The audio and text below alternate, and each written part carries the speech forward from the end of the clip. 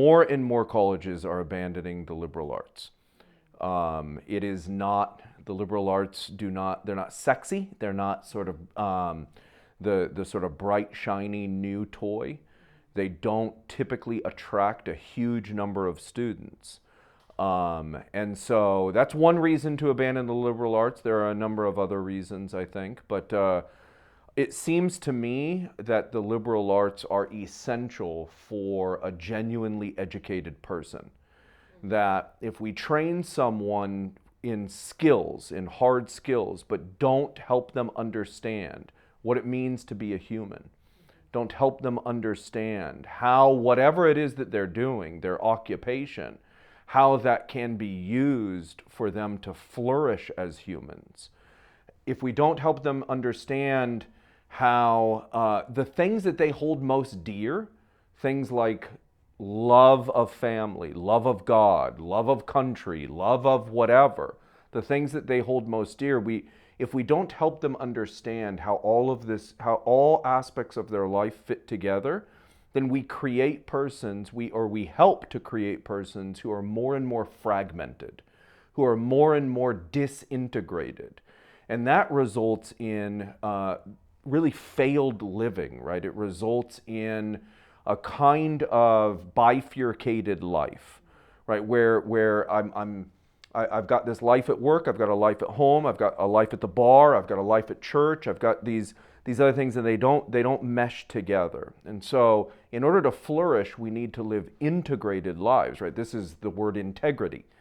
And so the liberal arts are, educationally speaking, where a lot of that type of education takes place, where you see how everything is connected to everything. And it just enhances the beauty, the awe, the wonder of creation, the wonder of living. Providence is deeply committed to the liberal arts. And so that's what attracted me.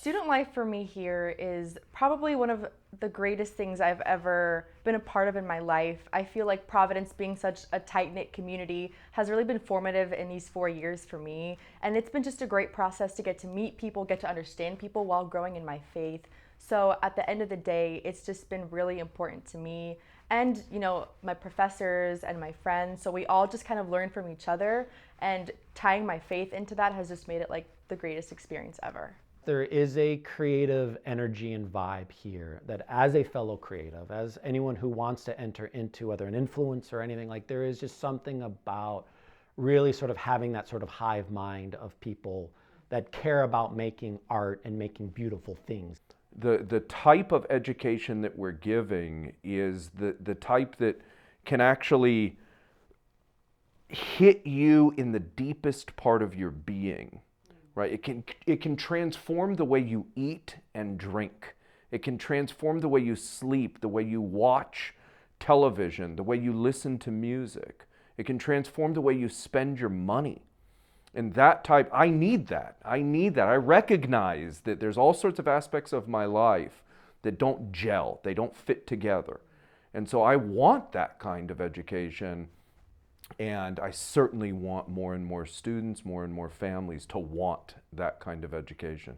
After high school, I never specifically looked directly into Christian universities. It was just kind of somewhere where I ended up at, and at the end of the day, I'm like so grateful for it. But I feel like there's no other place that I could ever see myself at. It's, like I said, it's been really formative for me, and I wouldn't trade that for anything. So getting the opportunity to live on the dream 4 more years of volleyball has been great, while getting to like stack my faith on top of that. So it's just been like the perfect experience. I've never had students who are more eager to learn. Almost as a whole, these students are incredibly teachable. They want to be taught. They will disagree, they will argue, they hold positions that I do not hold, and nevertheless, they want to engage. They want to have difficult, deep conversations. That's all we need. That's it. In order for education to happen, people have to want to learn. They have to be correctable. And I've never been a part of a student body that is more interested in genuine learning than I have been here at Providence. I am willing to be challenged by them because I want their unsolicited, unadulterated opinions on anything. So I do a weekly video reflection where they have to like give me their thoughts on the week. And I tell them, like, if you hated it, like if you don't like what we did this week, give me ideas, and I am willing to throw out what I have pre-planned and what I did. I sort of write it like, I run sort of the classroom sort of like a writer's room where it's like the best sort of idea kind of wins. Like if you're curious in this one area, we can kind of curve things along and follow this trail of curiosity and see where it leads. But I really do want their honest feedback on things, and they're more than willing to give it. I think that's sort of the beauty of a generation growing up online where they control everyone that they talk to. And so, but true, honest, constructive feedback, again, as a creative, like that's part of the industry as well, right? Taking notes. I'm willing to take those notes and adjust and improvise and be willing to see like, hey, there's something from their perspective that I think has warrant. Let's look into it more. I came in as a politics, philosophy, and history major thinking that I really wanted to be a prosecutor. And after, my parents pushing me to try internships and really explore the opportunities that are available for me out there, I ended up finding an internship with NBC and Telemundo here in Universal City. And I got a chance to, kind of really learn hands-on, being in front of the camera, working with the anchors, working with the assignment desk, and like I am now working on the digital team. So it's really been kind of crazy how I came in with one idea and shot out with a completely different one. And I think that it's all perfect and meant to be. And I think that Providence really fosters that by having professors and having educators that really push you to do more, to excel, and to just go out and be someone. And that's something that I really thought about when I was 18 coming into Providence. I was like, I'm gonna be someone.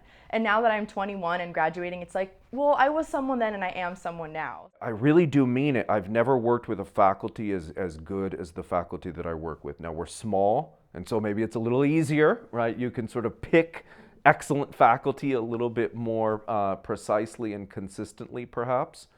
But man, our faculty are unbelievably dedicated to their subject matter. They're dedicated to Jesus, and they're dedicated to our student body.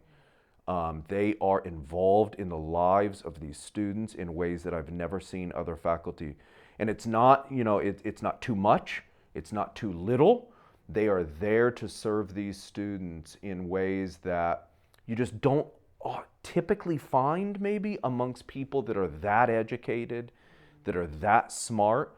They see their role as serving the students, serving the church, serving the Lord. Because we're a liberal arts school, most of our classes are kind of just focused on understanding the basic things like history, science, math, and we get, of course, the added touch of getting our biblical theological studies classes, which have been, I want to say, the highlight of my education here, because it's something that I, would go to and we'd always be like, oh, we have to go to class for another 2 hours. But after class, I would always find myself texting my mom, my little brother, and saying, this is what I learned in Bible class today. Like, how can we apply that at home? And it's just been like one of the greatest blessings, because it's like really impactful to me to get to share my faith with my little brother.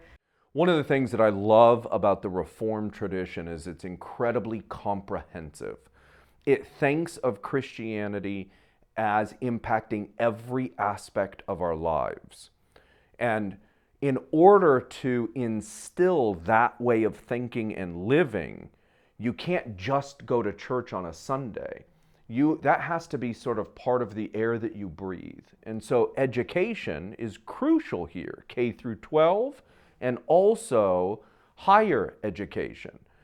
So in order to inculcate, in order for that transformation to occur, it's got to be happening all day, every day. We are so blessed to be right here on the corner of Los Robles and Walnut, that it is a great sort of central location. City Hall is just right a stone's throw away. We always go to Plaza La Fuentes for some, outdoor exercises for classes, but really being able to just see people in the community, because it's a great community. There have been times when I've taken students on a field trip to the Pasadena Civic Auditorium, and Matt Hurion, great guy, got to give him a shout out. He always opens the doors, leads our students on these tours, and they get to go on stage where America Got Talent is filmed, and they're all blown away by it. But then I have students come back and tell me, like, oh, I saw Matt on the street, and I waved to him, but he kind of like looked at me like, I don't. So there is something about like really sort of digging into our roots here. Everyone I've interacted with on sort of the city council level, to the Pasadena media side, to just very sort of civic partners, have been fantastic. And I think just to really build out those relationships, whether it leads to student internships, whether it leads to more great fun experiential learning opportunities for them, I'm open to whatever sort of creative thing we can come alongside them with. One of our goals is to continue to grow as an institution, but to grow at a pace where we're not in danger of abandoning the foundations of the institution. A lot of colleges will grow really, really fast, but in order to maintain the growth, they actually have to reconfigure the curriculum. They have to change the direction of the institution. So Providence wants to grow, but we want to grow very, very carefully. Aristotle had this great quote where your talents and the needs of this world collide, therein lies your calling.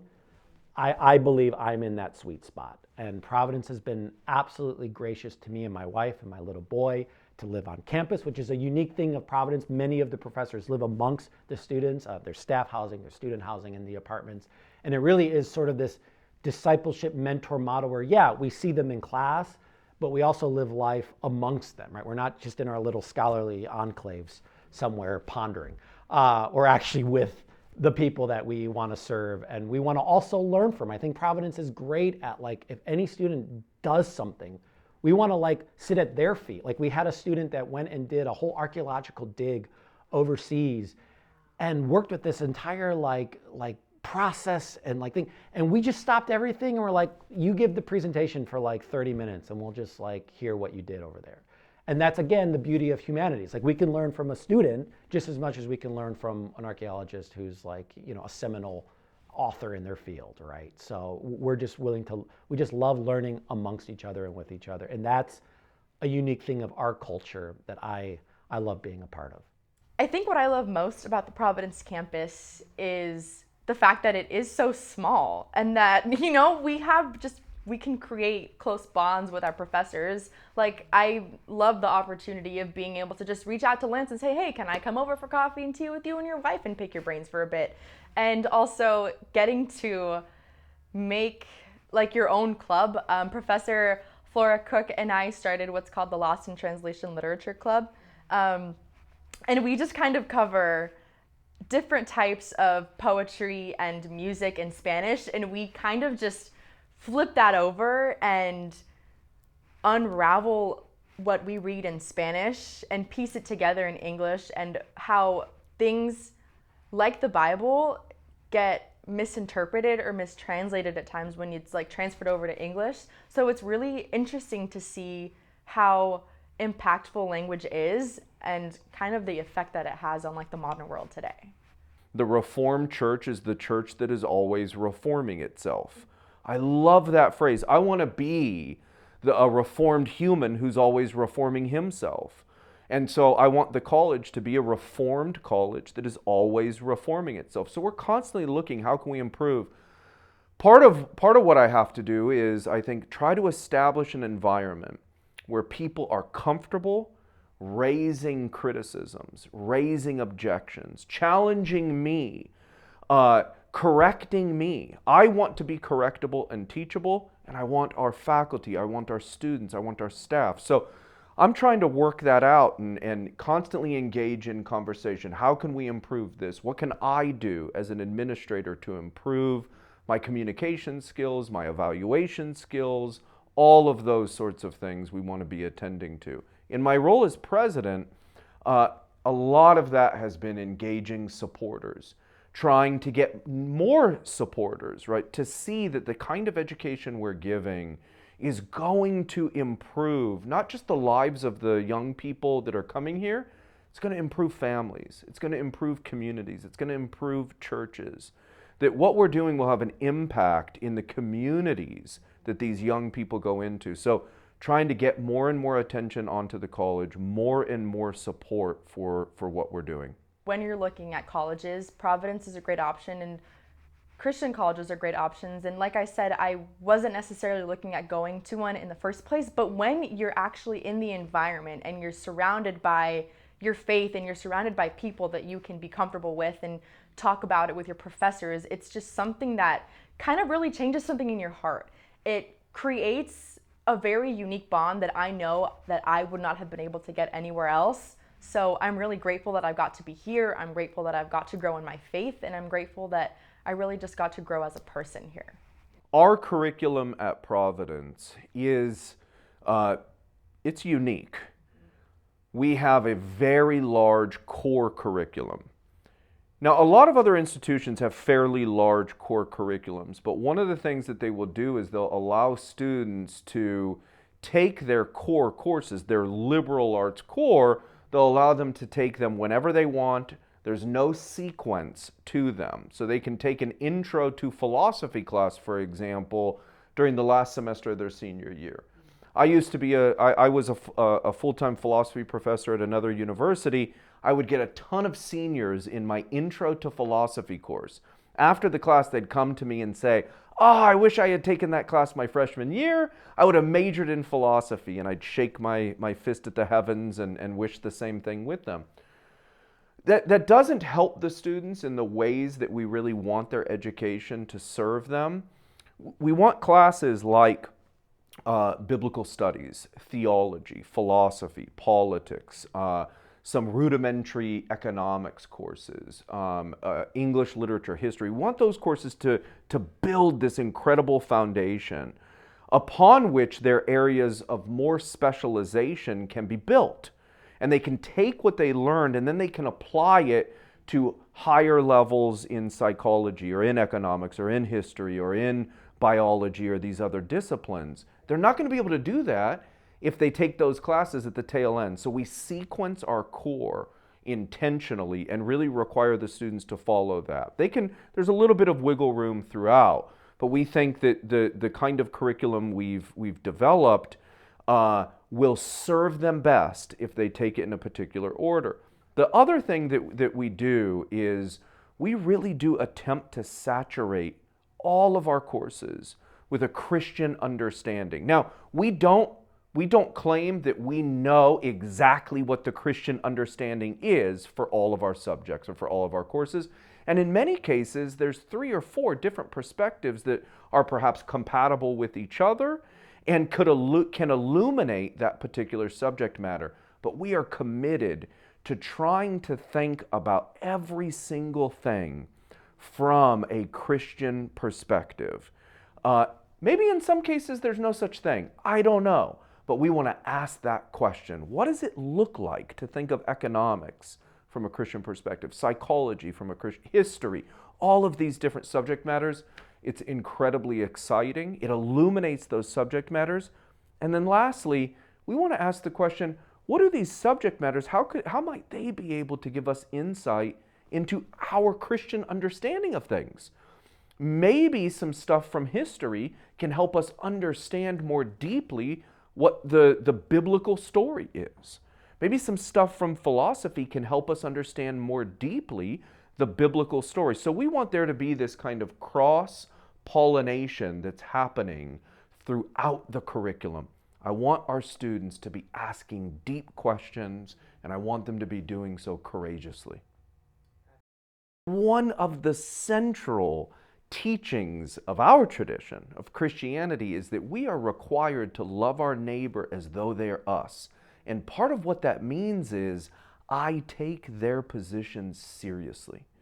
In order to love them, I need to take what they think very seriously. So I want our students to be able to defend positions they disagree with better than the proponents of those positions. I think that's something that is required by love. And so that it can be a challenge, but there's opportunity there.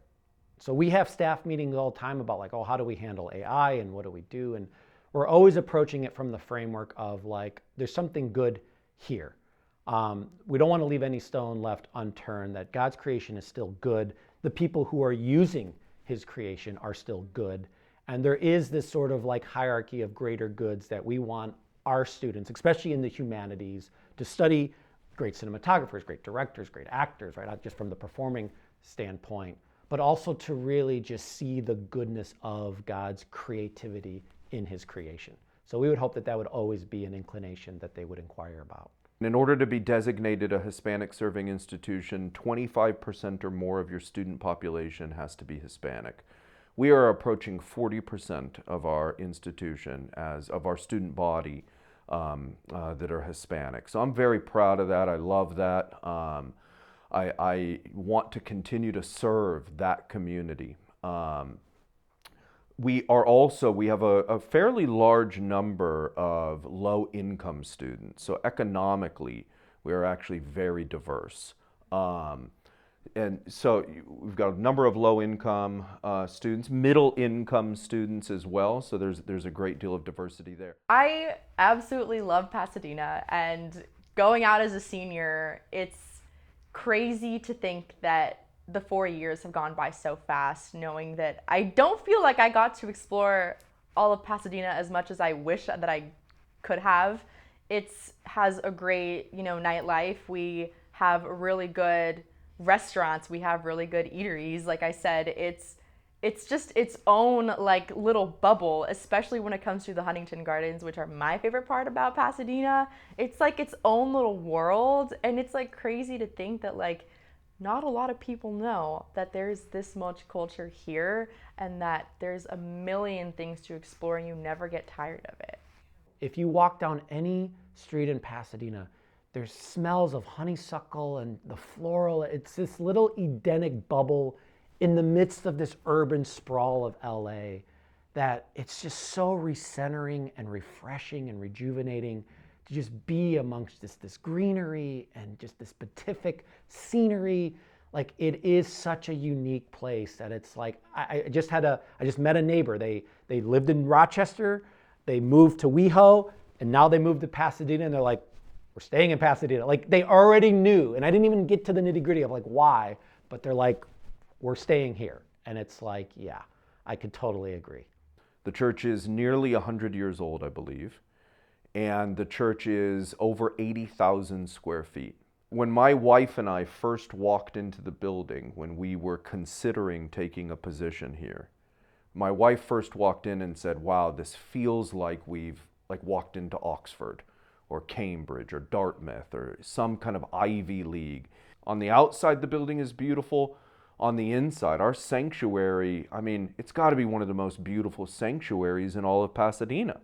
And it really is that the small class sizes that end up being what brings us together. I know that it is these smaller class sizes that have gotten me to reach out to more people and more people to reach out to me. So it's kind of like that bond of like, okay, we're together and it's a small place, but we're gonna get through it together. To step into someone's home for coffee and tea, this is sort of the beauty of the Christian community, where it begins and ends with Jesus at the table with his disciples and says, eat this bread, drink this wine. You will do this again with me in my new kingdom. Like, this is what it's about, like the intentionality of being in and amongst each other in this sort of sacred space, which could be your home, could be a church, could be a classroom, right? But where two or more are gathered, God is in those midst. We love Pasadena. I love this city. I drive like once every 10 days. I walk 3 or 4 miles every single day with my wife around the city. It's walkable. We can walk and get groceries. There are 600 plus restaurants within walking distance here. We love Pasadena, and we want to be a blessing to Pasadena. And so all we really need from the community is support, is people to be excited about us, to promote us. We have events at the college pretty regularly. We invite outside speakers in. We need to be better at promoting the college throughout the city as well, promoting some of those events. We just had a spring concert was one of the best concerts I've honestly ever been to. I wept at the concert because it was so moving. How we've sort of partnered with some people in the community of Pasadena has been really exciting. As of late, we are forming a class with Pasadena Media. We're going to be walking our students a block down the road to take an advanced production class, so they'll learn everything that you see here. There's hidden lights, there's cameras, there's microphones, there's teleprompters, there's everything that they can get their hands on, which for us is a huge thing because we are a small little liberal arts college in the area. We don't have access to a lot of that equipment. Pasadena Media does.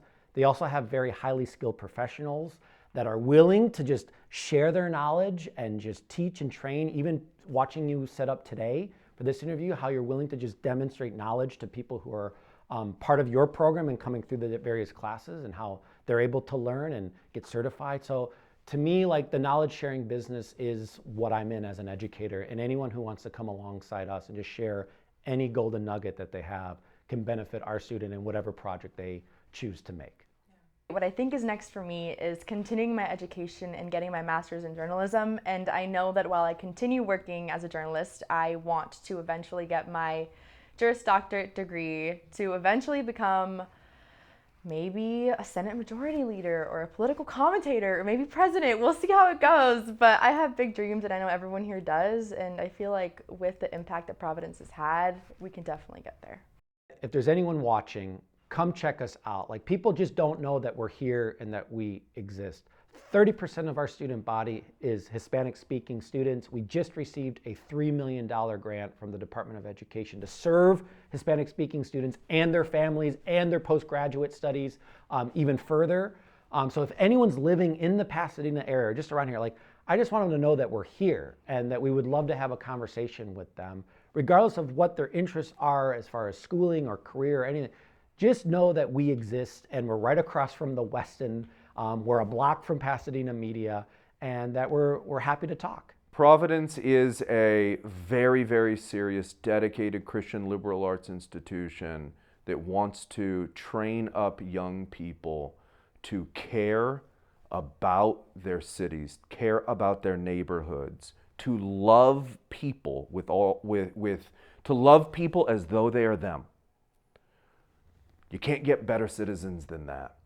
When those young people are encountering others and they see the other as though they are that person, you will create communities of compassion, communities of care.